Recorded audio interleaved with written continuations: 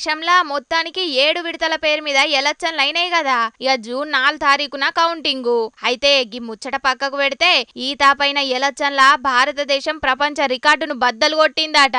ఇక ఈ తాపైన ఎంపీ ఎలక్షన్లకు ఏకంగా 64 కోట్ల మీదనే ఓటేసిండ్రట పబ్లిక్.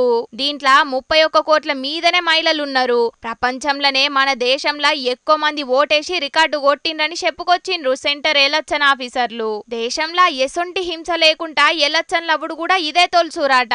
ఇక దేశంలో జమ్మూ కాశ్మీర్ అయిన ఎంపీ ఎలక్షన్ల ఎక్కువ మంది ఓటేసిండ్రని చెప్పుకొచ్చిండ్రు.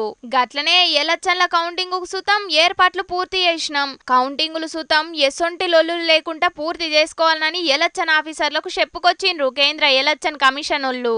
దేశంలో ఓట్లేసినోళ్ల సంఖ్య పెరిగిందంటే జనాలు మార్పును కోరుకుంటుండ్రా లేకపోతే ఉన్న సర్కారే రావాలని కోరుకుంటుండ్రా? ఏదైనా రేపటితోని తెలిసిపోద్ది పోన్రి.